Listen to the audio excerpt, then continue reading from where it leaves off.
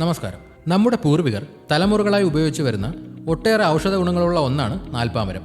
എന്താണ് നാൽപ്പാമരം, ഇതിന്റെ ഗുണങ്ങൾ എന്തൊക്കെയാണ് എന്ന് നോക്കാം. അരയാൽ, അത്തി, ഇത്തി, പേരാൽ എന്നീ 4 മരങ്ങളുടെ തൊലി ചേർത്താണ് നാൽപ്പാമരം ഉണ്ടാക്കുന്നത്. ഈ 4 മരങ്ങൾക്കും അവയുടേതായ പ്രത്യേക ഔഷധ ഗുണങ്ങളുണ്ട്.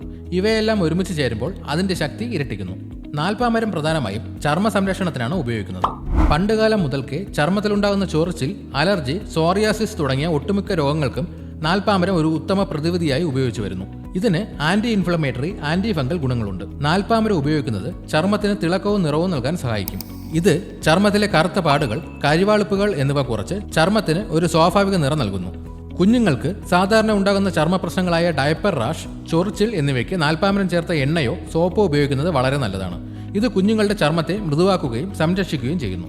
ഗർഭിണികളായ സ്ത്രീകൾക്കുണ്ടാകുന്ന ചർമ്മ പ്രശ്നങ്ങൾക്കും പ്രസവശേഷം ശരീരത്തിലുണ്ടാകുന്ന സ്ട്രെച്ച് മാർക്കുകൾ കുറയ്ക്കാനും നാൽപ്പാമരം സഹായിക്കും. ഇത് ചർമ്മത്തിന്റെ ഇലാസ്തികത നിലനിർത്താൻ സഹായിക്കുന്നു.